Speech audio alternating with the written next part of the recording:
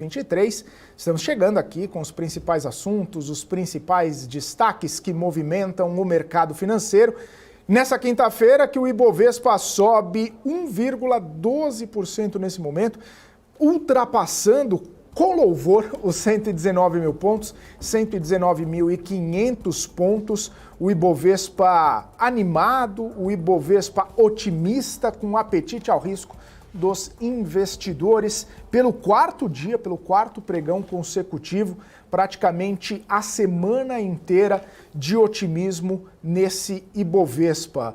Também seguindo o cenário internacional, o Ibovespa, já que a gente vê as bolsas europeias fechando num patamar positivo, depois de elevação de taxa de juros de 0,25 ponto percentual pelo Banco Central Europeu, muita preocupação de Christine Lagarde em relação à inflação, a questão inflacionária que segue ainda ditando o ritmo do aprofundamento do aperto monetário por lá. Talvez, e o mercado talvez tenha interpretado dessa forma, que o Banco Central Europeu chegou no pico, chegou no ápice da taxa de juros e que daqui para frente vai manter a taxa restritiva, mas que não faça mais apertos monetários, até porque a economia europeia, de vários países europeus, a economia segue bastante prejudicada, sensibilizada e desacelerada.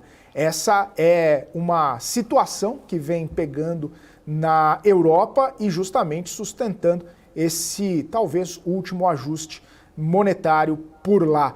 Claro que também tem outros assuntos, porque mais um indicador de inflação, dessa vez a inflação ao produtor lá nos Estados Unidos, ainda bastante sensibilizada por conta da energia, alta do petróleo, energia, tudo isso está mexendo com a inflação. Mesmo assim, os dados vieram em linha com o esperado, não vieram muito fora do que o mercado já projetava, o que abriu espaço para os índices subirem nos Estados Unidos. Inclusive, agora há pouco estava até monitorando aqui praticamente 1% de alta nos três índices americanos, Dow Jones, S&P, Nasdaq, subindo 1%, bastante animação, bastante apetite ao risco por lá, o que acaba também transparecendo para o nosso Ibovespa, que acaba contaminando esse nosso Ibovespa.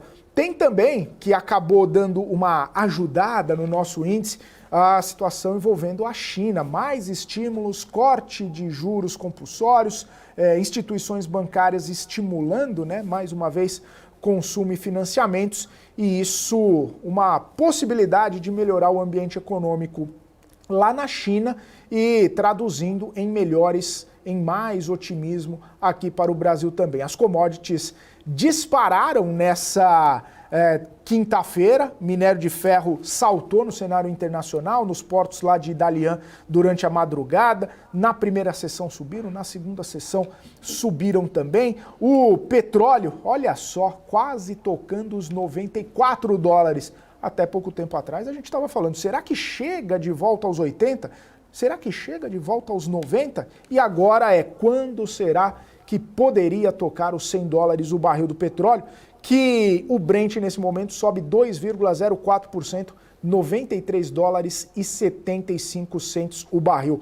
Até o WTI, que tem uma cotação um pouco mais tímida, digamos assim, não tão elevada quanto o Brent, já ultrapassou os $90,34. E aí, nesse ambiente, não tem como o Ibovespa não saltar, com a Vale subindo 4,66%, disparando acima dos $70, R$70,51 a Vale, e a Petrobras naquela animação, Petri 3, 2,83%, Petri 4, 2,51%. Compensou as perdas de ontem e muito, viu? Principalmente na Petrobras, que a gente falava daquele certo desânimo e uma possível correção de ontem. Esse é o cenário positivo, o cenário otimista, o cenário de apetite ao risco, mas a gente também destaca o cenário negativo, porque hoje é o dia da Via, ou como vai passar a ser chamada a partir da semana que vem, Grupo Casas Bahia, que fez a precificação do seu follow-on em 80 centavos, chegou a cair mais de 30% no começo do pregão dessa quinta-feira, muita venda para as ações de Via, e agora caindo 19,82%, 89 centavos. Mesmo assim, muito longe dos R$ 1,11 do fechamento de ontem. Era um tema sensível, um tema importante que destacamos aqui ao longo do nosso BMC Market, inclusive pelo tamanho do aluguel de ações monitorado aqui pelo BTC. A gente falando sobre isso e também da virada de mão, que estava num patamar positivo ao longo do nosso BMC Market ontem, né, até o comecinho do market, e depois virou mão, caiu mais de 5% no pregão. A grande questão é, o mercado antecipou que talvez o apetite para o follow-on não estava tão grande assim, talvez a procura dos investidores, a demanda pelo follow-on não estava tão grande assim, concretizando nessa precificação de 80 centavos. E claro, para a gente falar um pouco mais sobre esse assunto, expandir um pouco esse assunto, um dia de otimismo, hoje vamos começar com Via, né, que não está tão otimista assim. Marco Saravalli já está por aqui para a nossa conversa. O Saravalli, grande Marco Saravalli, muito boa tarde, bem-vindo mais uma vez aqui ao BMC Market. E se é que eu posso dizer isso, cantamos a bola, Marco Saravalli. Muito boa tarde. Boa tarde, Felipe. Boa tarde a todos. Né? Hoje, grande destaque, até antes de falar de Via, mas a gente vinha falando sobre minério de ferro, vinha falando sobre petróleo, né? Pô, petróleo, $80, 85, 90, né? Vem surpreendendo. E também a Vale, né? Já está indo ali, saiu de 60, patamar de 60, já está buscando o patamar de R$70. Seguindo aí principalmente o desempenho do minério de ferro. Mas vamos falar um pouquinho de Via, que hoje, particularmente, quinta-feira, é o destaque de forte queda, né, ajustando ao preço da oferta. E para você que acompanha, por isso que é muito importante acompanhar todos os dias aqui o market, todos os dias a BMC News, e não só informações durante a manhã, né, mas principalmente durante a tarde também tem muita informação. E a gente falou, pessoal, o que pode estar acontecendo com o Via? O Felipe deixou muito claro, ao longo do dia, o papel começou a apresentar muita volatilidade ontem, e aí foi a minha provocação hoje no Twitter. Até já vou pedir aqui licença, né? Tinha até inclusive um grande humorista aí famoso, ele tinha um quadro que chamava-se Explicando a Piada, né? E aqui eu vou pedir o disclaimer aqui para fazer explicando o post. Pessoal, ali o post no Twitter, né, para quem me acompanha no Twitter em relação à Via, foi uma grande provocação, tá? 90% tem gente ali que ou tem uma outra interpretação ou acaba levando ao pé da letra, mas 99% dos meus posts são provocações ali. E eu coloquei de Via, foi o debate que a gente teve aqui durante a tarde. Para quem acompanhou o market todos os dias, a gente vem falando, pessoal, o BTC, o aluguel de Via, está 5%, a taxa anualizada, tá? Está 10%, está 20%. De repente saltou para 70%, saltou para 100% ao ano. Aí foi a minha provocação, né? É lógico que ninguém está falando que matematicamente a ação vai cair mais de 100%. O que isso está querendo dizer? Né? E aí a minha provocação, aí cabe você interpretar. Será que não tinha alguém que já esperava um preço mais baixo? Será que não tinha alguém que já esperava essa capitalização? Será que não tinha alguém que... E aí, lógico que a gente não está julgando, a gente está dando só as informações para cada um fazer a sua interpretação. Mas coloca isso anualizado, né, dentro de um prazo de algumas semanas, quer dizer, tinha alguém apostando. Imagina você pegar uma ação e apostar que ela vai cair 7%, 10% ao longo dos próximos dias. Você tem que ter muito fundamento, você tem que ter muito argumento, ou você tem muita informação que talvez nem todos tenham. Por que alguém vai pegar uma taxa de 100%, 120%, chegamos a ver até algumas taxas máximas muito fortes, para apostar que a ação vai cair? Você tem, né? Você que está aí no seu profit, você tem certeza que alguma ação, certeza absoluta que alguma ação vai cair 10% nos próximos 20, 30 dias? Certeza absoluta? Ninguém tem. Mas no BTC da Via a gente conseguia ver isso. Então essa foi a minha provocação, tá? Mas eu gosto muito porque a gente começa a ver também como é que está a interpretação em relação aos meus posts. De repente eu preciso melhorar os posts ou às vezes até mesmo piorar os posts, né, para ter mais debate nessa discussão. O que a gente falou ontem, e a informação veio, lógico, depois do fechamento de mercado. Pessoal, falei, me chama a atenção e me soa estranho a companhia falar, eu quero R$1 bilhão e falar que tem uma demanda muito maior. Não foi isso que aconteceu. A demanda foi até menos, né? Foi restrita. E segundo ponto, me chama a atenção que foi aí que a gente começou a comentar com as informações que a gente tinha, talvez o preço não saísse com o preço que estava em tela, ou saísse com os preços dos últimos dias. Acabou saindo com desconto, que foi o que a gente falou um pouquinho ontem. Então, se você perdeu o market de ontem, né? Para continuar, até como se fosse uma trilha aqui, né? Para continuar o market de hoje, acho que recomendo que você veja antes o market de ontem, que a gente comentou aqui ao vivo, nessa volatilidade das ações da Via, e já, de certa forma, antecipamos, né? Lógico que a gente não sabia o tamanho, o volume, o preço, mas a gente começou a dar alguns alertas ontem, durante o pregão, do que poderia ser essa leitura do mercado em termos de tanta volatilidade assim durante o pregão das ações da Via. Tá? Acabou saindo uma oferta muito menor, num preço muito menor, talvez não seja suficiente para ter a solução da companhia, e com certeza quem entrou falou assim, tudo bem, eu entro, mas que seja um preço menor. Né? Então as ações, destaque de queda agora, ordem de 20%, precificando ali um preço mais perto da oferta, e essa foi a minha provocação, tá? Não quero dizer aqui matematicamente, né, que ninguém vai apostar que a ação vai cair mais de 100%, mas ninguém aposta ou tem uma certeza absoluta que uma ação vai cair mais de 10% ou ao longo das próximas semanas. Quer dizer que você tem muita informação ou alguma coisa realmente está muito ruim numa companhia, no caso foi a oferta, né, foi a precificação dessa oferta da Via. Saravalli, aí quando a gente olha, né, a empresa querendo fazer uma captação que poderia chegar a bilhão, né, tende, né, tava essa expectativa, não chega lá, né, não tem essa demanda toda, a precificação aquém do esperado, ou seja, parece que aquela demanda não era tudo isso e parece que é mais uma imposição de desafio para todo o cenário de tentativa de reavivar a companhia, né, de trazer de volta a companhia para o jogo, né, porque do jeito que está, tem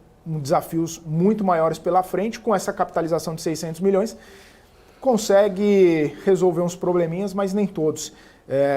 Que isso pode trazer de impacto negativo para a companhia? Além, é lógico, da gente ver as ações convergindo para o preço do follow-on, mas de desafios mesmo, né? Se eu precisava de 1 bi e estava disparando ali aos 4 ventos que precisava pelo menos 1 bi para colocar a casa em ordem, não chega nisso, vai ter que diluir mais ainda. E aí a questão é, quem vai colocar um dinheiro nessa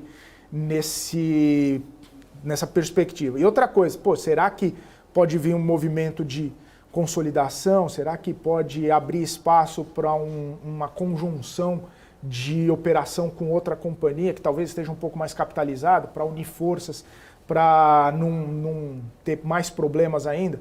Vão aparecendo vários questionamentos para o futuro da Via, né? Do Grupo Casas Bahia. Eu acho que sem entrar em detalhes, sem contas aqui, mas a própria companhia fala o seguinte, eu tenho interesse em fazer um aumento de capital de R$1 bilhão, né? Aí colocando exercícios adicionais, enfim. Mas eu estou precisando de R$1 bilhão. E quando a própria companhia fala não conseguir chegar no meu mínimo necessário, na minha vontade, o que o investidor pode ler, além do preço que a gente está vendo hoje? Né? Então não é só o preço. Imagina o seguinte, né? Uma companhia que fala que eu preciso de, por exemplo, um bi, mas você faz uma captação de 600, qual que é a leitura? Que talvez daqui a poucos meses você vai precisar fazer mais uma nova captação, como o Felipe falou. Talvez já futuramente uma nova diluição, né? Então a gente vai diluindo, talvez seja necessário de duas uma, né? Um risco, né, operacional financeiro ou novas diluições. Todos os cenários levam a um preço mais baixo da ação. Então é justamente essa discussão que a gente está falando assim, será que tem 2, 3 bi de demanda para essa oferta? Pode ser até que tenha. Mas uma parte grande estava exigindo um desconto muito grande, que foi o que aconteceu. Tudo bem, eu aporto o meu capital, coloco mais dinheiro na companhia, mas eu preciso de um desconto muito maior. Então, esses R$600 milhões, por volta de, né, conseguiu organizar, capitalizar, mas com um preço muito menor. Então, essa é a discussão. né, até falando aqui de Selic já, um dos grandes desafios de todas as companhias, principalmente de varejo, tem sido o custo de capital muito alto. A gente vai ver a queda de Selic? Sim. Vai ajudar? Sim. Né? Mas lembra, no final do ano a gente ainda vai continuar rodando a Selic no melhor cenário a 11,5%. Né? Talvez 11,75%, 11,5%. Ainda é um custo de capital muito alto. Reduz, ajuda, mas talvez não resolva. Então talvez seja essa segunda, que a gente chama, né, segunda derivada, que possa continuar trazendo os preços ainda mais para baixo. E eu não espero, também não gosto que nenhuma ação, eu sou contra que as ações caiam, né? Acho que acaba afetando o patrimônio de todo mundo, todos os investidores, mas essa é a leitura. Marco, e se furar os 80 centavos, o preço da oferta particularmente, pode ir mais para baixo? Pode, nessa leitura de que talvez 600 não seja suficiente, daqui a pouco, daqui a 6 meses ou no começo do ano, quando a gente tiver, se possível, uma nova janela, a companhia volte a fazer captação, porque também não vai fazer captação via dívida, né? Quem que vai ser o credor que vai querer ajudar a Via nesse sentido? Então, esses dias mesmo estava vendo, né, algumas dívidas de Via, era CDI Debênture, mais 20, era IPCA mais 30, era um negócio absurdo, impagável também, né? E aí você fala assim, tá errado esse CDI mais 20? Né? Como a gente fala todo dia, tá errada a cotação da Petrobras? Não, teoricamente são as informações que a gente tem hoje, o mercado está precificando hoje, né? O mercado é soberano, ele decide o preço ali, diferentemente do valor, né? O valor, cada um chega num valor diferente. Agora o preço, então, por exemplo, o preço da debênture está pagando o CDI mais 20. Está errado? Não. Se ela fosse captar, talvez, né, nesse mercado, com essas condições atualmente, poderia ser melhor? Poderia ser melhor. Mas com certeza seria algo próximo disso. Então, esse desafio de captação também via dívida, né? Ainda está muito restrito essa leitura. Então, ficou bastante azedo, né? esse movimento de capitalização. E eu acho que o lado ruim também, que todas as companhias que talvez estejam precisando de aumentar o capital nesse momento para reduzir sua dívida, para reduzir sua alavancagem, talvez possa passar por um momento de volatilidade. Então, um alerta que eu deixo para outras ações. Eu vou até já fazer um disclaimer de uma small cap aqui, que está fazendo um movimento de aumento de capital. Né? Ontem saiu uma notícia que até a gente comentou, que é a Priner. Né? A gente comentou aqui com o Edu Carvalheiro da Rio Verde. E a gente falou, a Priner tem intenção e já saiu na mídia que eles querem fazer aumento de capital. Só que o caso da Priner, eles querem utilizar o dinheiro do acionista para fazer aquisições. Eu acho super justo. Um caso clássico aqui era a Cinca, né, que fazia a rodada de aumentos de capital para fazer aquisições. Eu acho que é arriscado, lógico que é, mas eu acho justo. Agora, você fazer aumento de capital, que é um custo muito caro, para abater dívidas, que é um custo mais barato, não faz muito sentido. Você está pegando o dinheiro do acionista minoritário para pagar credor. Teoricamente, quem deve pagar credor é a geração de caixa da companhia, que deve ir pagando o credor ao longo do tempo. Então, essa discussão. E eu deixo com certeza esse alerta que o Felipe acabou de reacender aqui. Será que é suficiente? Será que a Via vai precisar de um aumento de capital lá na frente novamente? Lembrando que já tivemos, né, dificuldades grandes e se for pensar, né, a redução, a destruição de valor que a Via vem tendo ao longo desses últimos anos, né, são bilhões de reais aqui listado na Bolsa. Né? E aí fica aquele desafio. É lógico que tem, acho que, particularidades da Via, mas também tem particularidades de todo o setor. Né? O setor está sendo questionado, né, nesse momento. Ô Saravalli, nessa perspectiva, o setor todo questionado, a questão naquela questão da incorporação dos negócios. Primeiro, quem poderia incorporar negócio de Via sabendo do tamanho do problema que tem pela frente? E a segunda coisa, né, e a segunda questão nessa perspectiva de setor, contamina as outras companhias. A gente vê que o setor hoje está mais pesado, está mais pessimista, porque talvez é uma sinalização de que, olha, o setor está complicado, se mais alguém quiser fazer um movimento parecido, também vai encontrar dificuldades. Essas duas perspectivas acabam também pesando o setor nessa quinta-feira e daqui para frente? Eu pensaria assim, eu acho que tem um lado positivo, vamos tentar olhar do copo meio cheio, que acho que é o lado macro, né? Essa semana a gente teve o IPCA, Sim. Então todo o setor deveria ser beneficiado com uma expectativa de juros menores. Esse é o ponto positivo. Agora, o que acho que pode ser muito negativo para o setor também, vamos pensar o seguinte, imagina que eu não vou dar ideia, não espero que essa ideia chegue no receptor, né? Só entre nós. Mas imagina que você é um competidor americano, né? Estrangeiro, e você está extremamente capitalizado e você já tem operações no Brasil. Como é que você vai ver isso, essa informação? Você fala assim, pô, é a hora de eu acelerar, porque o meu concorrente está fragilizado. Está fragilizado a lojas americanas, está fragilizado a Via. Então, talvez seja uma aceleração desse processo de aumentar a competição. Aumentar a competição de quem? Todo mundo fala muito da Meli, né? Pô, a Meli faz um trabalho fantástico, Mercado Livre. Aumentar a competição via Amazon. Pô, a Amazon deixou de ser uma plataforma de e-commerce. Hoje tem tudo na Amazon. E é um player extremamente capitalizado com um custo de capital diferente do nosso, né? Se você quiser acelerar o investimento, e a gente já começa a perceber isso. Então, aquelas discussões, né, que eu sempre falei em relação ao setor de varejo, para mim, é um setor que você disputa muito a margem, né? Hoje é muito fácil você pesquisar e falar, pô, esse celular aqui, ele está exatamente o mesmo preço na outra plataforma, no mesmo preço em outras plataformas. Então, você começa a disputar ali na vírgula, né, os detalhes. Isso acaba tendo pressão na sua margem, na margem de contribuição, sua margem operacional no longo prazo. Então, essa é a minha preocupação. Os concorrentes, sejam eles brasileiros, sejam eles estrangeiros, percebendo dessa fragilidade em alguns players, em players importantes, não só eles conseguirem roubar esse espaço, smart share, mas como acelerar seu processo de crescimento. Tá? Então, essa é a minha preocupação para algumas empresas listadas, aí também é o caso de Via. A gente vai ver isso no trimestre que vem, no ano que vem? Não. Mas isso talvez seja uma tendência de longo prazo, que também toda a discussão em relação a empresas chinesas, enfim, outras empresas acelerando seu processo aqui. Todo mundo gosta, todas as empresas de consumo gostam e tem um mercado gigante no Brasil, né? Mas é cada vez mais eficiente, né? A margem cada vez mais apertada no detalhe. E infelizmente esse é um cenário que a gente já vê o caso até a própria Lojas Americanas. Lojas Americanas, por conta da recuperação judicial, ela vai perdendo espaço, vai perdendo market share em diversos mercados para os seus concorrentes. Pode acontecer com a Via, isso acho que é uma preocupação que vem também à tona depois desse movimento, né? Porque imagina o seguinte, você está levantando 600 milhões de reais, vai tudo para a dívida, mas e o investimento em tecnologia, em pesquisa, em desenvolvimento de novos produtos, novas áreas de mercado? Não, precisa pagar a dívida antes. Então, seu concorrente vai subindo.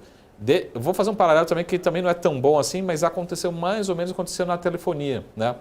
Quando a gente tinha a Claro e a Vivo, quando veio o leilão, por exemplo, de 4G, 5G, pô, a Oi não está participando no 4G, a Oi não está participando do 5G? Não, a Oi tem que resolver a sua recuperação. A Oi precisa...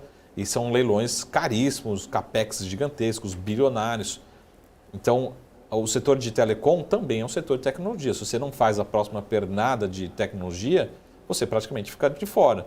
Imagina o seu celular que você está usando 3G, a sua tecnologia, né? Ou você tem que pagar para um outro operador para usar mesmo a rede do seu concorrente.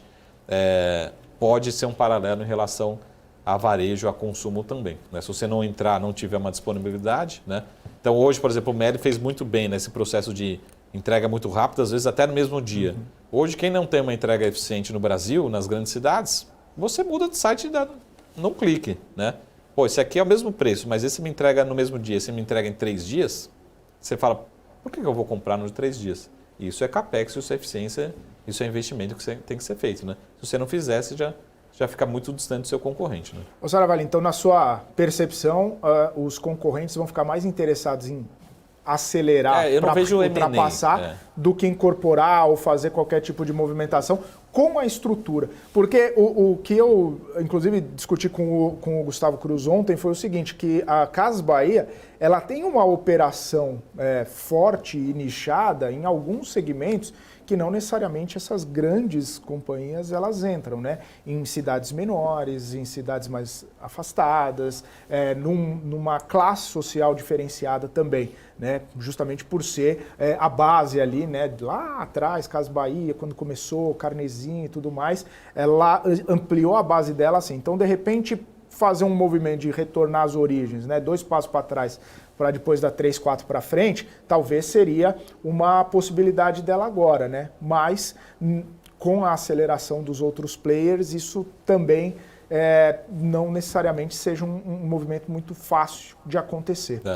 Eu não vejo o cenário de tanto a Casas Bahia fazendo alguma aquisição, enfim, incorporando algum ativo, como vice-versa, né? O que poderia acontecer, que na minha opinião não é o perfil das Casas Bahia, não é o perfil da Via, né? De vender algum determinado ativo específico, né? Não vejo esse cenário. Então, poderia ser vendida para algum player de uma forma total? Até por conta de questões societárias, não é o perfil também dos controladores fazer esse movimento. Mas tudo é possível, né? Vamos pegar outros setores também que a gente fala aqui, o setor de proteínas, né? A Brasil Foods hoje mudou de mãos, está num play diferente. Alguns ativos da Marfrig, a gente teve a transação com Minerva, isso pode acontecer. Mas não é o cenário base, tendo visto que os demais concorrentes estão capitalizados ou tem alguns estrangeiros que poderiam acelerar esse investimento, né? E também, acho que por conta de questões societárias, no caso de Via, de Casas Bahia, não vejo esse cenário base. Então, para mim, não é o cenário base nem fazendo aquisição, nem vendendo. E se fosse vender, seria um ativo isoladamente, mas eu acho que não faz muito sentido essa venda em partes, tá? Porque sempre vai ficar aquela dúvida, né? Imagina um player, né, comprando Casas Bahia, a Via. Por que eu vou comprar? Que tipo de passivo tem lá dentro? Né? Se a companhia tentou levantar R$1 bilhão e não conseguiu, levantou 600, já teve alguém que já fez essa diligência e talvez não ficou tão confortável assim, né? Então, acho que essa é a preocupação em relação à Via particularmente. Pelo contrário, se eu fosse um concorrente, eu ia falar, realmente agora é o momento de eu acelerar e conseguir ganhar mercado, mas dentro daquilo que é meu já, do meu controle, enfim, dos meus pontos. Então, não vejo M&A, né, alguma fusão, aquisição acontecendo, principalmente envolvendo a Via, né? Posso estar errado? Né? Com certeza, mas não acho que seja um tema de pauta dentro do Conselho de Administração em outros pontos, né? Então, acho que esse é o... Talvez a companhia busque monetizar ou busque liquidez de outras formas, né? Mas acho que M&A não é alguma fusão e aquisição envolvendo Via não é pelo menos para mim, um cenário base, um cenário nem provável, nem possível, pelo menos no curto prazo. Maravilha. Ô, Serravares, para a gente mudar de assunto, mas não mudar tanto assim, também hoje as varejistas de moda estão num movimento mais pessimista, talvez porque a Shein, aquela empresa chinesa, entrou no programa da Receita Federal para isenção de impostos de importação em compras de até $50. Inclusive, foi publicado no Diário Oficial da União essa autorização para a empresa obter essa isenção do imposto de importação de compras de até $50. Significa aí que as compras internacionais feitas no site da Shein não vão pagar mais esse imposto de importação, claro, desde que não ultrapassem os $50. Mais um duro golpe no varejo, se a gente pode dizer assim, né, Serravares? Se for algo já estava na expectativa, restrito, né, em relação a $50, parece ser algo bem específico, né? Mas sempre a gente fica naquele tom de... $50 é 250 mano. Dá um jeitinho, né? Porque inclusive saíram umas notícias, parece que teve uma pessoa física e fez transações aí, você viu essa de 1 milhão de produtos ou mais, né? Ou será que é mesmo uma pessoa física? Será que mesmo vai ficar restrito a $50? Enfim, mas acho que ajuda a trazer mais dúvidas para o ambiente, né? Porque não foi só a informação dos $50, né? Foi a informação de que pode ter sempre um jeitinho, né, de tentar ter um ticket médio maior, enfim, de tentar passar alguma forma de não ocorrer essa tributação, né? Então dificulta algumas empresas, mas a princípio a Shein, enfim, né, da forma como você achar melhor, teoricamente sai vencedora, pelo menos dentro dessa batalha, né? Não sei dessa guerra, mas pelo menos dessa batalha, desse momento atual. Talvez. Vamos ver, né, Saravalho? Olha só, Grupo Soma, CIA, Marisa, Renner, todo mundo, Guararapes, todo mundo com problemas nessa quinta-feira. 3h02, a gente vai para um rápido intervalo, daqui a pouquinho a gente está de volta. Você que nos acompanha, continue com a gente. PNC News. Informação que gera valor. O que impacta a economia e o mercado global. Aqui no BMC News, você acompanha em tempo real a abertura do mercado e todas as movimentações do mundo dos investimentos. Notícias acompanhadas de opiniões de grandes especialistas para ajudar você na melhor tomada de decisão na hora de investir. Eu, Paula Moraes, estarei com você de segunda a sexta, às 9h30 da manhã, no BMC News. BMC News. Informação que gera valor. Já pensou se não existisse essa pergunta? Teríamos cavalos mais rápidos? Mais telefones? A Vortex pensou e criou a primeira plataforma digital para o back-office do mercado de capitais. Tecnologia para o que sempre foi analógico. Hoje, temos mais de $500 bilhão em ativos em 3 frentes integradas. Ir além é descomplicar o mercado de capitais todos os dias. Vortex. Ion. A minha vida foi e é marcada por grandes histórias. Olha o gol, olha o gol, olha o gol. Depois dessa curva, vem pra vitória. Sonhos, objetivos, Aí, menino. conquistas. Prepare o seu coração. Tive o privilégio de narrar e contar algumas delas, Na ponta dos dedos. vibrar com elas. Me chamam de narrador de emoções. Faça festa. Mas, na verdade, eu narro escolhas. Vem pra reta. Escolhas que se tornam vitórias. É hoje. Escolhas de quem fez história. É do Brasil, o Brasil inteiro. Escolhas que mudaram vidas, inclusive a minha. Por isso, eu escolhi a EQI Investimentos, o parceiro que me orienta na hora de investir e que me dá autonomia para conquistar meus objetivos. E você, que tal começar a investir nas suas escolhas? EQI Investimentos. Invista em suas escolhas. BMC News. Informação que gera valor.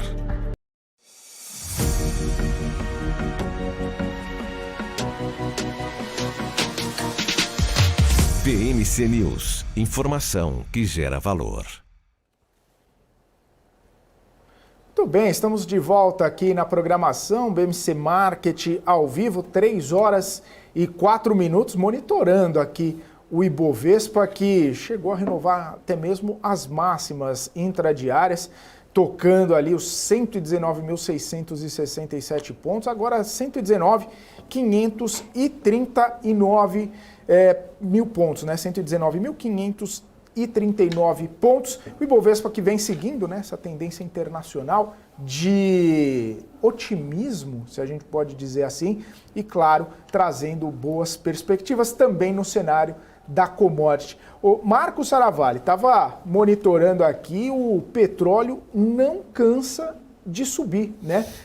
Até mais cedo a gente trouxe a informação, o diretor da OPEP falando o seguinte, olha, num mundo de transição energética sem combustível fóssil vai ser um caos energético global. Não sei se foi especificamente isso que acabou dando esse tom mais otimista para o petróleo, ou se foi toda a conjuntura energética que a gente tem falado aqui há um bom tempo no nosso marketing, mas o fato é que o petróleo segue muito bem, obrigado, subindo forte e talvez de uma forma imparável até os 3 dígitos, né? Até os $100. E aí as apostas já começam a ser no seguinte sentido. Quando, Saravalli, vamos chegar nos $100 o barril de petróleo novamente? Quando?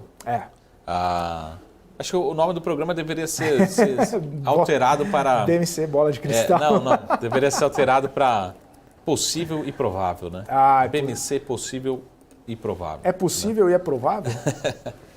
É possível, né? É um cenário possível. Agora, cenário provável, acho que nem mesmo a OPEP gostaria de manter o petróleo muito acima, né? Ou próximo de $100.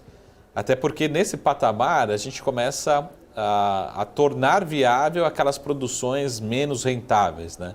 Então imagina quem trabalha com uma margem muito baixa, né? Principalmente nos Estados Unidos, ele começa a aumentar a sua produção e começa a tornar viável, começa a competir com a própria OPEP. Então a OPEP também não pode manter muito longe nesse patamar, senão acaba entrando novas ofertas e ela acaba meio que perdendo também controle em relação no lado da oferta particularmente, tá? Então isso tem vários exemplos. Aqui no Brasil a gente vive entende muito bem, por exemplo, o setor sucroalcooleiro, né? O setor de açúcar. Sempre quando o setor de açúcar despenca muito, praticamente só o Brasil produz, que a gente tem um custo competitivo muito alto. E o inverso é verdadeiro. Se o preço dispara, começam a entrar outras produções no mundo todo em relação ao açúcar. Então, acho que nem mesmo o petróleo. Então, resumo, petróleo acima de 100, né? Manchete de amanhã nas capas dos jornais. Né? Possível, sim. Provável, não vejo cenário. Então, a partir de hoje, BMC Market passa a se chamar BMC possível ou provável. Possível ou provável. E ou provável, né? Às vezes é uma coisa, às vezes é outra, né, Saravali? Mas enfim, 3 horas e 8 minutos, e até para a gente estender um pouco do papo que a gente está tendo aqui sobre petróleo, vamos chamar o Pedro Paulo Silveira, economista, aqui conosco, sempre nos prestigiando com a sua presença. Pedro Paulo, muito boa tarde, bem-vindo aqui ao BMC Market. Obrigado pelo convite, para você, para o Saravali. Vamos botar as nossas bolas de previsões, bolas de cristal, para funcionar. Sem ela, não tem graça nenhuma, né? Justamente, sem ela não tem graça, e acho que você devia estar ouvindo o nosso papo aqui sobre o possível e o provável, e a gente tem visto toda essa movimentação do petróleo, né? E o OPEP cada vez mais, e produtores de petróleo, buscando formas alternativas, meios e condições para elevar cada vez mais o preço, né? É possível e provável que chegue nos $100, e aí a outra pergunta, né, para não cair no óbvio, os impactos disso para cá, né, para a nossa bolsa, para o nosso câmbio, para a nossa economia, nesse movimento tão altista em relação ao petróleo, Pedro? É um movimento bastante contraditório, é difícil entender de fato o que acontece. Os Estados Unidos eles vêm lutando há alguns meses com essa alta, eles tentaram segurar vendendo estoques estratégicos, não conseguiram. Outros países têm aumentado a produção, o Brasil chegou num recorde de produção, os Estados Unidos estão acima de 12 milhões de barris dia de novo, já são o maior produtor de novo, passaram na frente da Rússia. A própria Rússia tem aumentado a produção na surdina.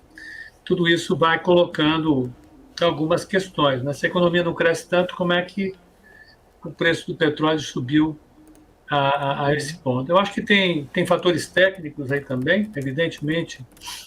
Quem estava shorteado nas posições de petróleo algum tempo atrás saiu correndo, se estopando todo a isso, ajudou a dar essa velocidade, mas tem a ver com a mudança da estação. A gente está entrando agora lá no outono, e é um momento em que a recomposição de estoques é importante. Os estoques de diesel estão muito baixos, o consumo está elevado, o preço do diesel está elevado, e a gente já tem consequências disso. O petróleo saiu dos 73 que estava em agosto para esses 93, já puxou o CPI ontem, 50% da alta do headline do CPI de 0,6, 50% ou 0,30 foi exatamente petróleo. Em uma hora ele acaba batendo no núcleo, e essa é a preocupação. Um choque dessa magnitude, um produto que tem tanta influência na economia ocidental, acaba mexendo com a política monetária que a gente tem discutido, né? E é chato falar sobre isso, porque há 3 meses atrás nós ainda estávamos num ambiente no qual se falava se o petróleo ia para $60.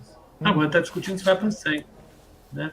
Com a economia crescendo a mesma coisa, crescendo aí seus 3%, se arrastando, mas eu acho que, enfim, o que manda é a força do cartel. O cartel ele tem uma força violenta, mas o que o Saravali falou tem toda a razão. Eu acho que o lado positivo, se é que existe, é que outras fontes de energia elas começam a ficar viáveis.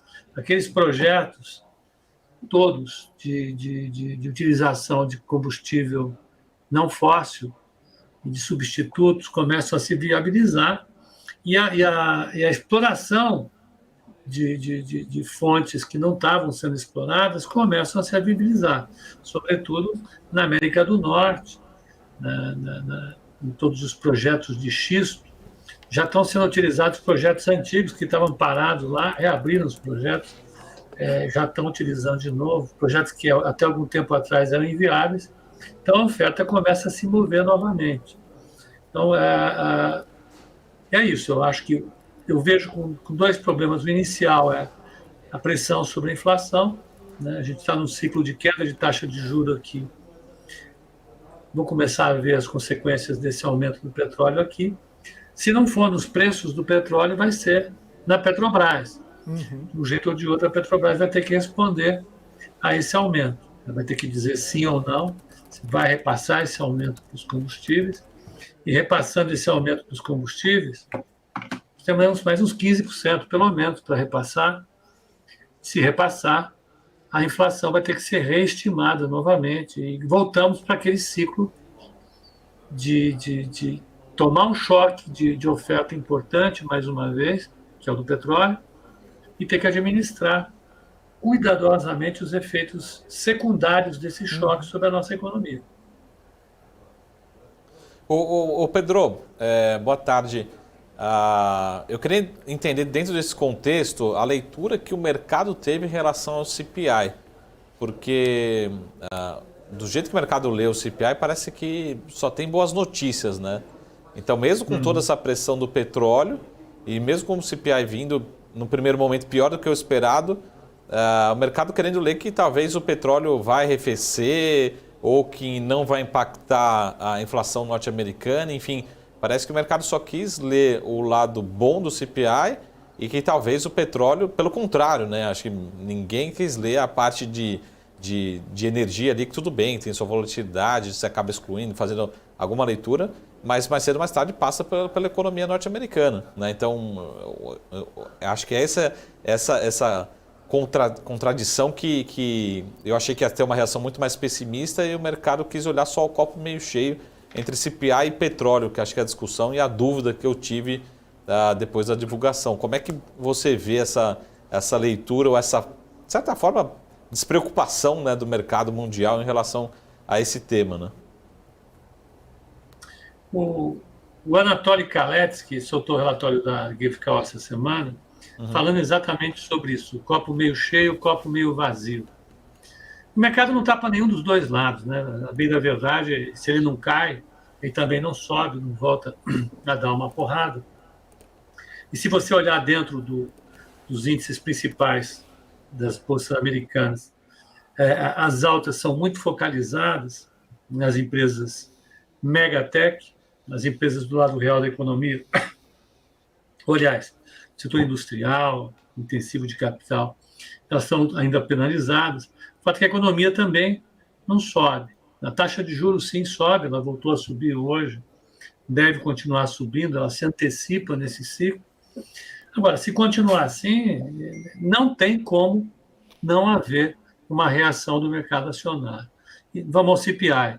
Eu acho que o CPI ele veio exatamente com a composição que o mercado esperava, o setor de serviços melhorou a inflação e deu uma leitura possível para o mercado, segundo a qual a pressão do mercado de trabalho sobre a inflação já está se arrefecendo. Acho que foi esse o comentário que eu vi na maior parte dos analistas, vamos dizer assim, mais tranquilizador em relação à inflação, né? Então, tudo indica que você tem um cenário mais, vamos dizer assim, colaborativo do mercado de trabalho para o controle da inflação. Então, tudo indica, eu acho que a reação do mercado foi contida por causa disso. Tem ali no Supercore, no Core, notícias interessantes que podem indicar um arrefecimento da pressão do mercado de trabalho sobre a inflação, como foi aqui no Brasil.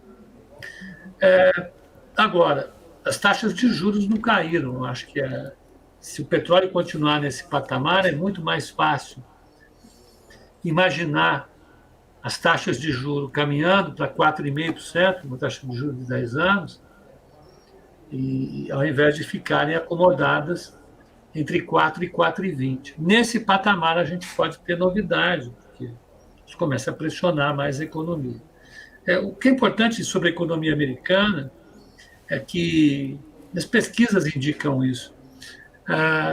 Boa parte das expectativas dos agentes e dos empresários é altamente influenciada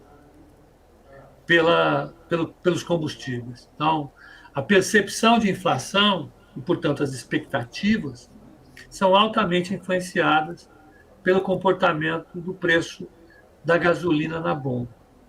Então, é possível que a gente, nas próximas semanas, acompanhando os índices de expectativas da Universidade de Michigan, tanto as expectativas curtas como as mais longas, comece a haver uma alta reagindo à alta dos preços de gasolina na bomba. Isso vai fazer o mercado ficar um pouco mais desconfortável. Então, resumindo, eu acho que o petróleo ele não age tão modestamente sobre o comportamento do mercado. O mercado está relutando em abrir um pouco mais a taxa, está relutando em corrigir a bolsa, mas ele vai ter que fazer isso se o petróleo não cair. E vai fazer com certeza, não tenho dúvida nenhuma disso.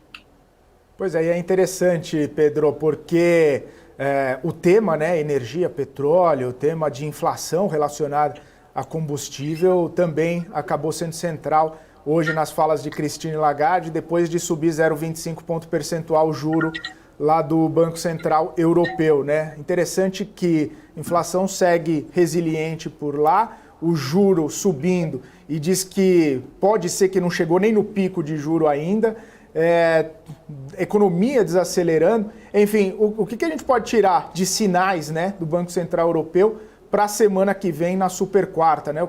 A gente tende a ter essa mesma sinalização, esses mesmos discursos, esses mesmos pontos sensíveis de atenção nas falas de Powell no comunicado do Banco Central Brasileiro aqui. Esses são os principais pontos que estão pegando, digamos assim, no mundo todo e que estão sensíveis aí, que a gente vai monitorar na semana que vem. E é interessante, só para finalizar a questão, né? Eu também imaginei que o mercado europeu hoje ia ter uma reação um pouco mais avessa a tudo que aconteceu e foram embora, né? Foram que foram. Nós estamos num momento em que ficou claro que não teve um hard landing. Está perto daquele cenário que os americanos, que os gringos chamam de Goldilocks, né? Caixinhos dourados. Então, você conseguiu ancorar as expectativas, você conseguiu subir a taxa de juros, reduzir a inflação, sem produzir uma recessão violenta. Então, eu acho que a gente está colhendo os frutos da consolidação dessa percepção, né? Chegamos num cenário de redução de inflação sem recessão severa. E o mercado está colhendo prêmios disso agora. Só que vem a outra onda de choque agora, né? O petróleo a $100, e é possível, eu não acho que é tão líquido e certo isso, mas nós já estamos ali com $94 o Brent hoje, 93,60. O estrago já está feito, e isso tem que fazer parte das discussões dos comitês de política de qualquer banco central, né? A policy rate, ela tem que olhar, sim, para os choques de oferta. Elas olham, os comitês olham para os choques de oferta e se antecipam aquilo que a gente chama de efeitos de segunda ordem, né? O headline sobe agora e, em algum momento, o núcleo de inflação sobe. Eles vão ter que fazer essa discussão na semana que vem. É uma discussão danada de ruim, porque estava todo mundo, se você pegar os participantes do Comitê de Política dos Estados Unidos, do Fed, estava todo mundo, todos os que eram mais hawkish, estavam com mensagens mais suaves, mais dove, e agora vão ter que sentar na reunião de quarta-feira e mostrar que existe uma preocupação no radar. O Banco Central daqui está numa situação que eu acho que é mais favorável, por incrível que pareça. Para o Roberto Campos bater o pé e falar: nós temos que ser bastante cautelosos com a nossa queda, porque a inflação pode voltar a subir por conta do petróleo, eu acho que é mais tranquilo nesse momento. Difícil é o Fed, que acabou de interromper o ciclo de alta, ter que mandar algumas mensagens mais, digamos assim, desencontradas com o discurso que vinha prevalecendo até a semana passada.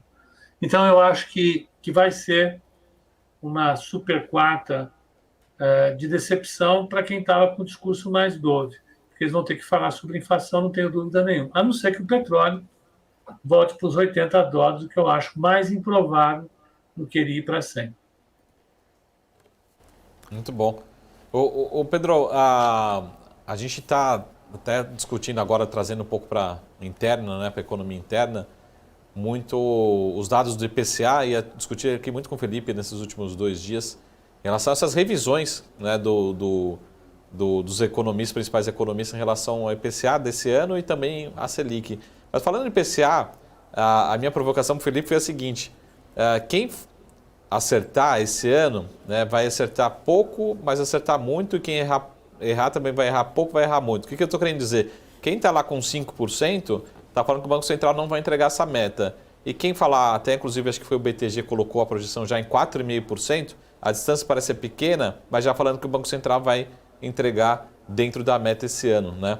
Como é que você está vendo depois do IPCA, principalmente, né? Qual que é a probabilidade que você vê em relação ao Banco Central entregar a inflação dentro da meta? E também a mesma pergunta em relação ao CPI, né?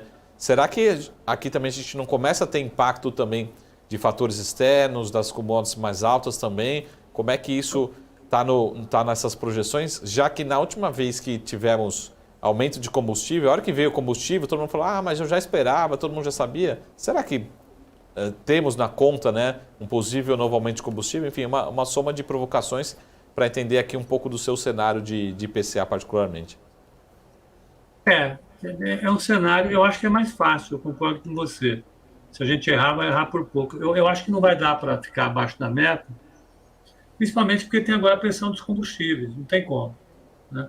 Se não aumentarem, nós estamos ainda no meio de setembro, há uma chance enorme de vir um novo aumento de combustível daqui até o final do ano. Tem como. E ele pesa bastante na inflação como um todo, então ele vai pesar, não tenho dúvida nenhuma. Se ele não vier diretamente, digamos que o governo entre nessas pirações que eles têm a tentação enorme de fazer, de adiar o ajuste, outros itens do IPCA já vão sofrer os efeitos desse aumento, né? Não tem como, é inevitável. Então, eu acho que foi um aumento poderoso de inflação. Para a inflação, ele vai impedir que a inflação convirja para esse número que o BTG quer. Mas, apesar disso, o CPI veio bom, o IPCA veio bom, ele veio com serviços caindo novamente, isso foi bom. Ele não está ainda num número próximo ao que foi em 2016, 17, 18, ou até 20, mas ele já está caindo em relação ao patamar muito elevado que estava. Ele ficou menos resistente, acelerou a velocidade da queda. Se você pegar no IPCA, alimentação, transportes e energia é que puxaram o índice para cima.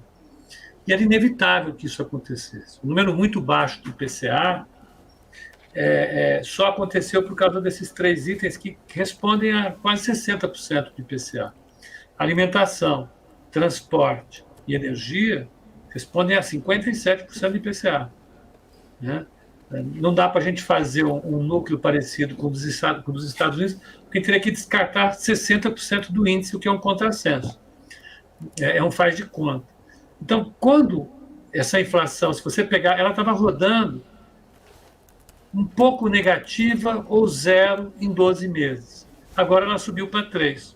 Quando ela subiu para 3, o serviço caiu e compensou. Então, você teve uma melhora na composição do IPCA, o índice de fusão subiu um pouco, mas o número cheio só veio mais forte por conta de energia. E foi uma subida, vamos dizer assim, transitória. Esse efeito dela já vai ser diluído e a gente não vai ter mais esse efeito nos próximos meses. Então, eu acho que o IPCA ele veio acima da meta, mas também não vem com uma preocupação muito forte. Eu acho que a economia desacelerar. Eu acho que, na margem, a contração da oferta de crédito que está acontecendo, a margem, a política fiscal um pouco mais apertada agora, já está sendo apertada comparativamente ao ano passado, então na margem você tem uma pressão, a economia desacelerando, os efeitos disso sobre serviços e outros itens são extremamente positivos. Então eu acho que a gente consegue acomodar, a inflação vai ficar ali entre 4,8 e 5, mas sem, vamos dizer assim, arranhar as expectativas. Mais uma vez, eu acho que o comportamento do petróleo lá fora pode nos dizer um pouco mais sobre como vão ser as expectativas para o ano que vem. Porque eu acho que a maior parte de nós que tinha ideia, tinha esquecido que um choque ele é transitório, mas ele transfere efeitos de segunda ordem para a economia. Quem esqueceu disso se lembrou. Eu não esqueço porque eu sou muito velho, então durante muitas vezes eu tomei choque de oferta ao longo da minha vida no mercado. Depois do terceiro ou quarto choque, você se proíbe de esquecer esse negócio. Mas muita gente esqueceu que choque é uma coisa que afeta a economia e vai trazendo efeitos de segunda ordem por muito tempo. Então, agora, o mercado já está mais esperto, está vendo o petróleo acumular uma onda razoavelmente grande ali no horizonte, e ela está vindo para cá, e eles vão ter que receber essa onda e matar no peito. Pedro, aí, né, olhando para toda essa situação inflacionária, né, e tem, o Campos Neto tem falado bastante sobre essa desancoragem de expectativa de inflação e essa possibilidade, né, de ter essa questão sendo, né, colocada cada vez mais em discussão e em pauta. E aí eu fico me perguntando se na semana que vem, com a expectativa do mercado crescente de que na reunião de dezembro possa haver uma aceleração do corte, se nessa reunião agora o Banco Central vai tentar dissuadir o mercado de que isso não é possível e também não seja provável, ou se o Banco Central vai deixar uma portinha aberta, vai vir com um discurso, né, um pouco mais suave ali, diante, claro, desses últimos dados, né, PIB para cima, inflação melhor do que o esperado, enfim, todo esse cenário, mesmo que o fiscal e essa questão do petróleo ainda esteja bastante no radar. Talvez o Banco Central vai acabar com essa expectativa, colocar uma pá de cal ali nessa pedida do mercado, ou deixa algo aberto, alguma possibilidade na sua visão? Felipe, água de morro abaixo, fogo de morro acima. O mercado, quando quer ficar otimista ou pessimista, ninguém segura. Coordenar as expectativas é muito difícil. Então, eu acho que o Banco Central vai continuar com um discurso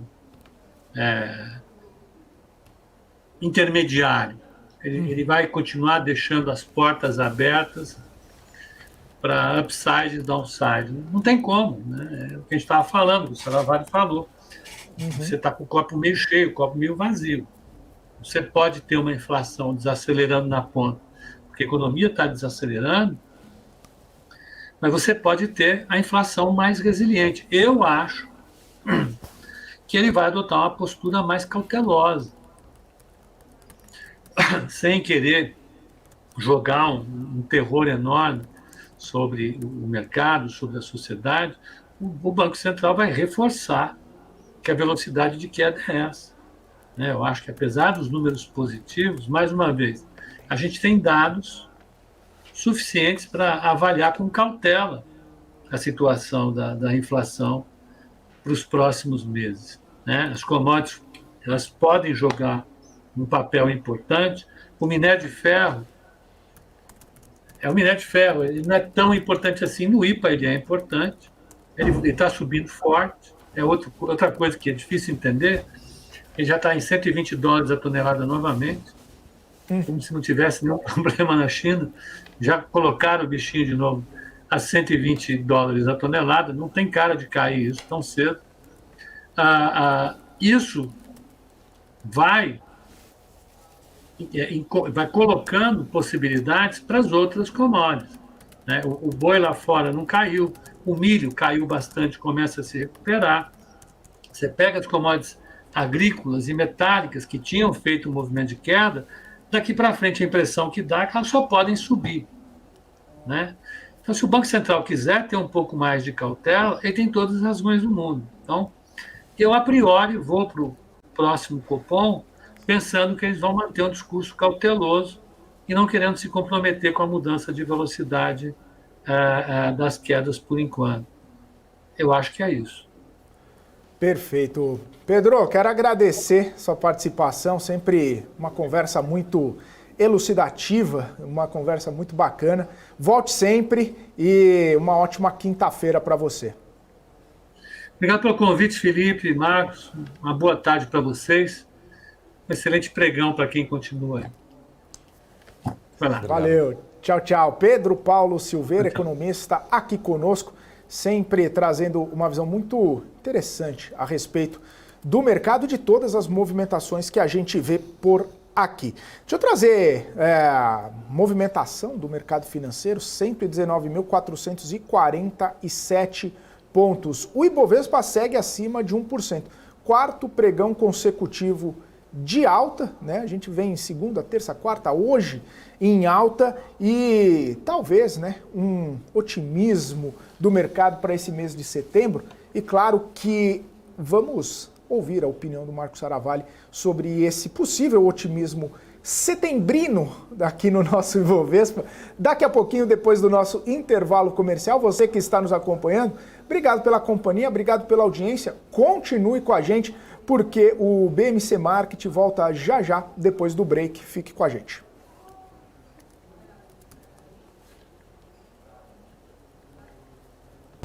BMC News. Informação que gera valor. Entender o modelo de negócios, os resultados e as estratégias das principais companhias do Brasil é essencial para tomar as melhores decisões na hora de investir. E é isso que nós trazemos no BMC Business. Entrevistamos os CEOs e diretores das principais companhias de capital aberto do país. Eu sou Gabriel Monteiro e encontro você no BMC Business todas as terças e quintas, às 22 horas, aqui na BMC News. BMC News. Informação que gera valor.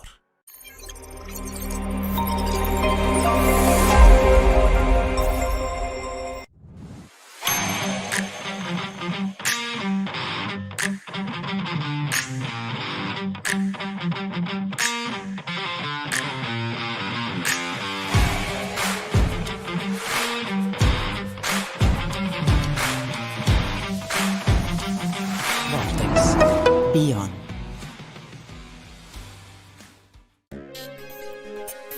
Você que sempre teve vontade de entender o mundo dos investimentos, mas nunca soube como, eu tenho um recadinho para você. Em parceria com a B3, a BMC News traz o BMC Quest. Serão ao todo 14 módulos que vão ajudar você a se tornar confiante para tomar as decisões na sua vida financeira, conquistar um futuro promissor e ter uma melhor relação com o seu dinheiro. Tudo isso em um só lugar com um time de especialistas de ponta. As ações listadas nas bolsas, os fundos de investimentos, fundos imobiliários. Embarque nessa jornada com a gente você também. Saiba mais em bmcnews.com.br/class ou escaneie o QR Code que está aparecendo na sua tela.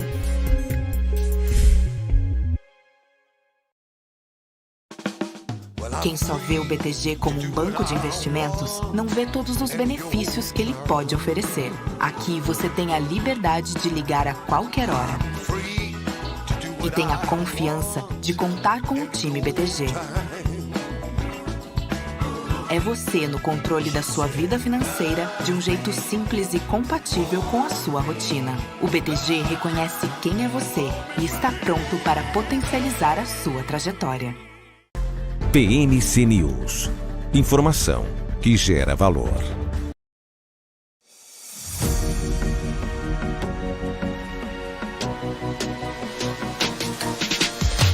BMC News, informação que gera valor. Estamos de volta aqui na programação BMC Market, ao vivo, nessa quinta-feira, 14 de setembro, 3 horas e 37 minutos. O presidente Lula, agora há pouco, esteve no evento de assinatura do PL, do Combustível do Futuro, e uma frase interessante que ele disse, que o Brasil pode ser mais importante para energias renováveis do que o Oriente Médio para o petróleo. Então, vamos ouvir o que o presidente Lula disse.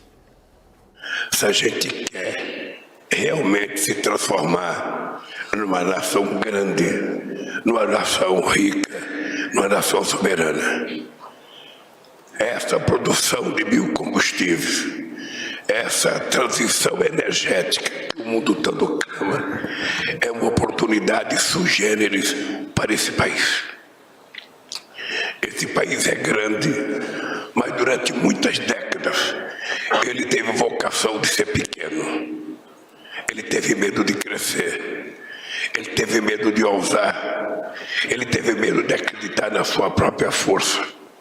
A natureza de um lado e a irresponsabilidade do ser humano do outro, de tanto desmatar o planeta e de tanto poluir o planeta, está dando uma nova chance ao Brasil.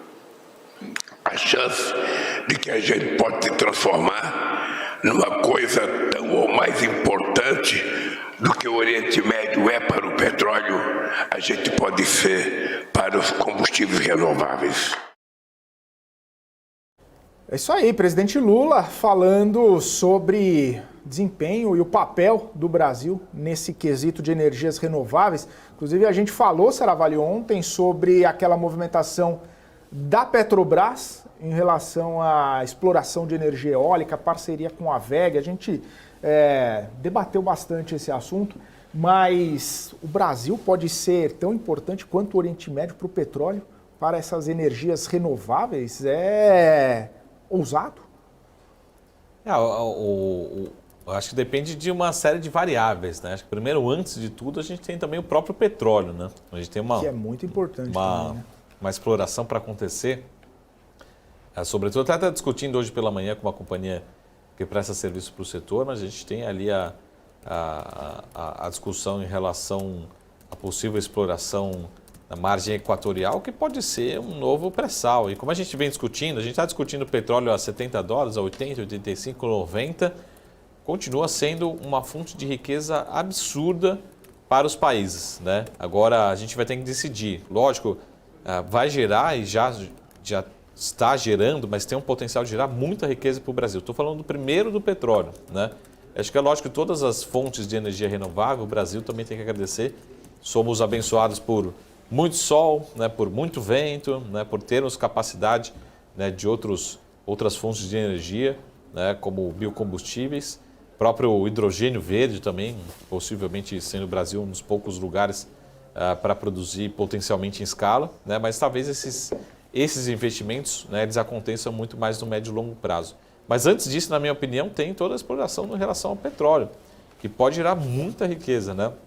A gente também tem que saber utilizar essa riqueza com arrecadação de impostos, geração de empregos, enfim, distribuição, né? Porque a gente também tem, ao longo do caminho, né, exemplos como Noruega, mas no meio do caminho a gente tem exemplos como Venezuela, né? Então, para que lado talvez não sejamos nenhum nem outro, mas provavelmente a gente vai se aproximar de um dos dois, né?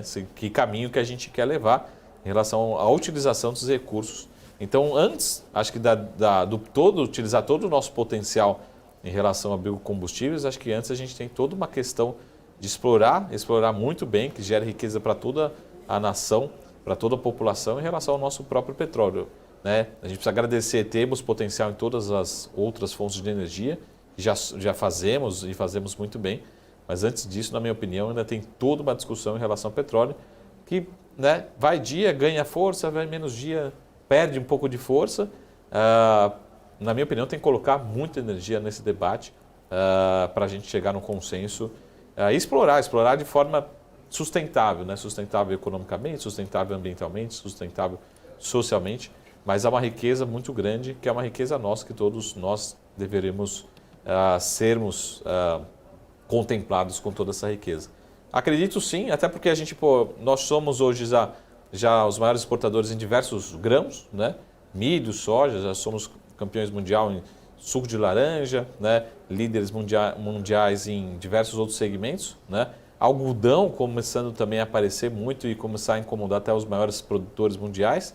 E por que não também na questão de biocombustíveis, né? Mas acho que é um investimento de médio e longo prazo que tem que ser feito constantemente, né? Mas antes disso, acho que temos outras importantes prioridades, né, para serem atacados no setor de energia. Ô Saravari, tem uma discussão, né, muito importante sobre a utilização dos recursos, né, seja do petróleo, seja de energias renováveis, que o Brasil poderia criar um fundo soberano para fazer financiamentos de longo prazo, para fazer investimentos de longo prazo, enfim, até mais ou menos um modelo que fez a Noruega, né, de criar um fundo soberano, fazer investimento em várias empresas, não só dentro do país, mas a Noruega tem, o Fundo Soberano do Petróleo da Noruega tem participação em várias empresas, né, privadas ao redor do mundo, e essa seria uma estratégia, né, interessante que o Brasil poderia adotar.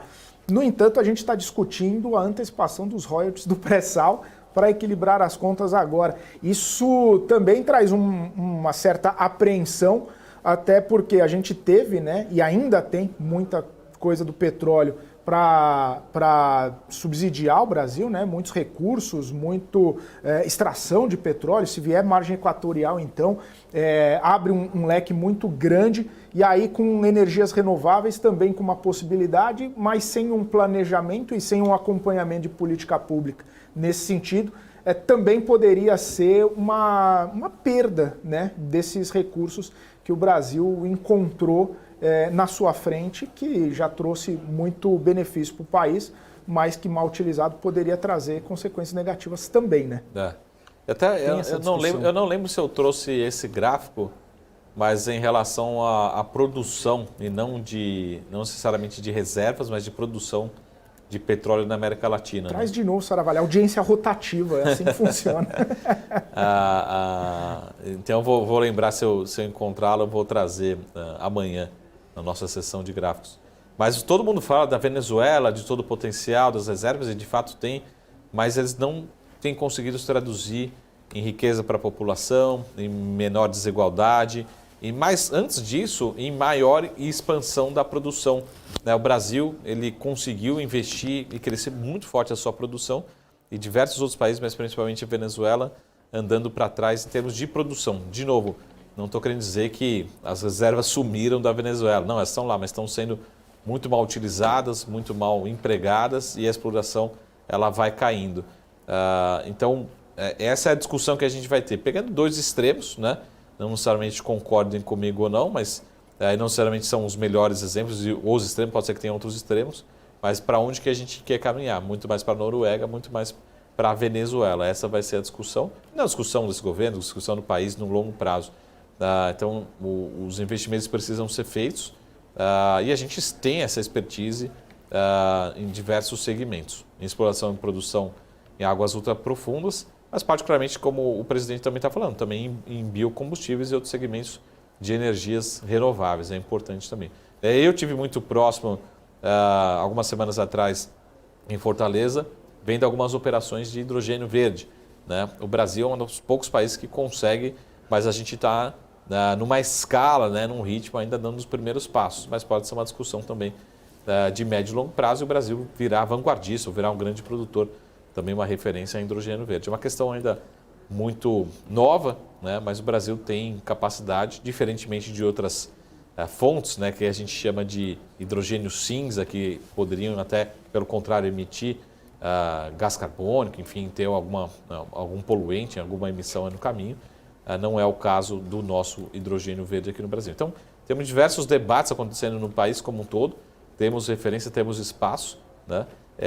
Mas para mim precisaria ser colocado, melhor debatido, acelerado a questão da exploração do petróleo no Brasil como um todo. Tá? Lembrando que, minha opinião, que acho que é um grande debate, quando a gente coloca a Petrobras, né, discutindo esse tema, margem equatorial, é diferente como a gente vê em outros países, até nossos vizinhos aqui, quando a gente tem outras empresas, algumas estrangeiras, né, trazendo esse debate. Tá? Então, todo respeito, né, a empresas estrangeiras, mas por isso que eu estou mais animado, porque é importante também ter uma empresa nacional. A hora que entra a Petrobras na discussão, tende a ser mais acelerado e tende a ter maior peso. É diferente quando a gente vê uma Total, uma Shell trazendo para esse debate, né? Fica sempre aquela dúvida, mas é uma empresa estrangeira. Não, estamos falando de uma empresa nacional, uma empresa com capital aberto, mas uma empresa com capital misto, né, que precisa também gerar empregos no Brasil e é uma oportunidade, né, talvez única, tão única quanto o pré-sal. Essa é a discussão que a gente está tendo, né, no setor de energia como um todo. Maravilha, Saravalli. Só para deixar registrado aqui, 14 de setembro, hein? Mais uma vez que a Petrobras atinge máxima histórica em valores ajustados, né? Tem toda a questão de dividendo e tudo mais, mas tanto ordinárias quanto preferenciais em máximas históricas, Saravalli. Para quem duvidou, não duvide. E lembrando também Petrobras, pessoal, que você que é acionista de Petrobras, petróleo em alta é benéfico para a Petrobras, sim, independente do cenário. Mas Marco, tem o subsídio. A gente já falou aqui várias vezes, eu repito, pode perder rentabilidade, pode perder margem, mas não quer dizer que está deixando receita na mesa. Não, ela vai ganhar dinheiro também, né? A única coisa que aqui a gente exporta o petróleo e acaba importando um derivado, né, e também subsidiando aqui a nossa gasolina. Então, no final das contas, pode ter impacto na geração de caixa, na rentabilidade, mas o impacto é positivo na receita. O petróleo sobe, as ações têm que reagir positivamente, é isso que a gente está vendo. Segundo alerta aqui, só para terminar o assunto de Petrobras, pessoal, dividendos. Eu sei que todo mundo está assistindo aqui sempre nos pergunta sobre dividendos. Até que quem quiser pode sempre me chamar pelas redes sociais, Instagram, para continuar o debate. Quanto que é projetado por mim, Marcos Saravalli, o dividendo desse, só referente a esse segundo semestre de Petrobras, isso trabalhando com petróleo aqui na casa de 80 alto, tá? Não, nem $90 acima. Só para esse semestre, cerca de 7% de retorno de dividendos, que a companhia tem uma nova política, também vai anunciando ao longo dos trimestres, tá? Então, só nesse semestre, em relação aos resultados desse semestre, poderia vir uma distribuição da ordem de 7%. É muita coisa para um semestre, para uma distribuição. Isso já considerando os preços atuais, tá? Provavelmente você que acompanha a BMC News está com um preço muito menor, né, ajustado. Então você tem o ganho de capital, mas é aquilo que a gente chama de yield on cost, né? O seu retorno pode ser de 10, 12, 15% num semestre ainda com a atual política de dividendos? Sim, tá? Essa expectativa trabalhando com os preços atuais de petróleo, tá bom? Depois, quando saírem os resultados, um dos primeiros pontos que a gente vai comentar aqui é qual que é a expectativa de distribuição, quanto que a companhia distribui de dividendos, tá? Então coloque na conta também esse número, um belíssimo retorno projetado, já considerando a política atual de dividendos da companhia. Show de bola, Marcos Saravalli. E para não dizer que não falamos, e a gente sempre fica monitorando, a Vale destaque do pregão de hoje, né? Estímulos lá na China, corte de juros de compulsório, talvez uma possibilidade de mais crescimento econômico. A Vale disparou simplesmente, inclusive acima dos R$70.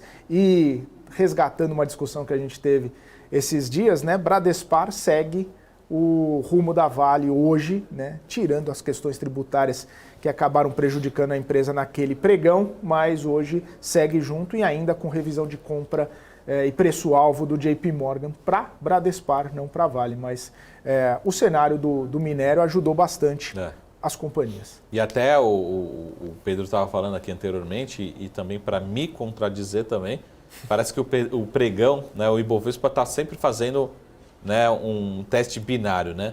Ontem, né, nos últimos dias, por conta do IPCA, setor interno, né, a gente viu consumo, varejo se destacando positivamente e commodities zeradas, né, Petro e Vale de lado.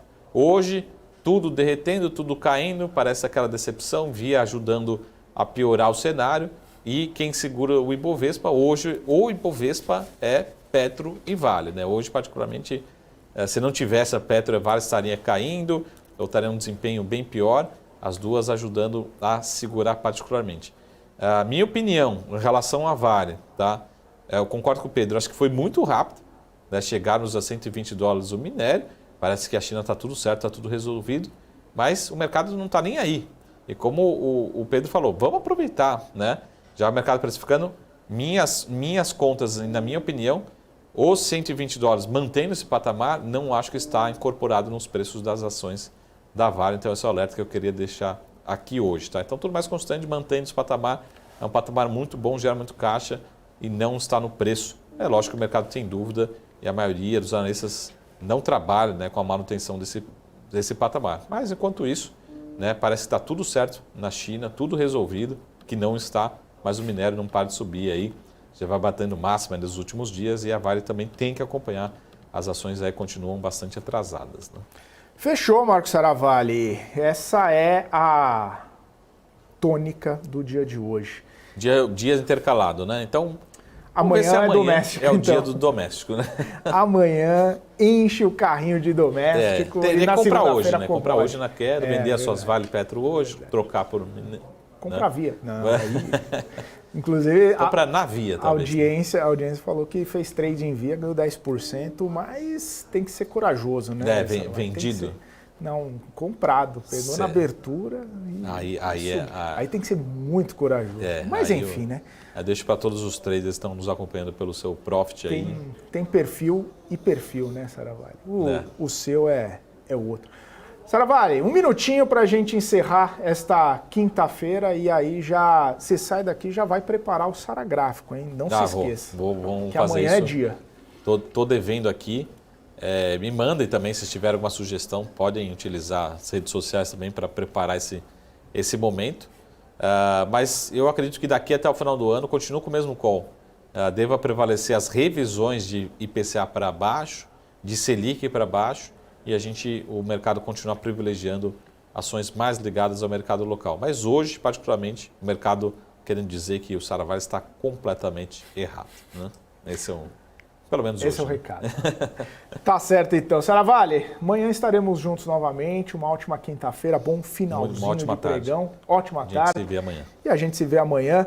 A gente se vê amanhã também, você que nos acompanhou aqui. Muito obrigado pela audiência, muito obrigado por estar aqui conosco no nosso BMC Market, que está disponível, claro, na TV fechada, está disponível no nosso canal do YouTube, no Profit da Nelógica e também, claro, no nosso portal bmcnews.com.br. E você nos segue também em todas as redes sociais, nosso ecossistema completo, trazendo os principais destaques para você que nos acompanha, você investidor que sempre acompanha a gente. Vou ficando por aqui, até amanhã, forte abraço, tchau, tchau.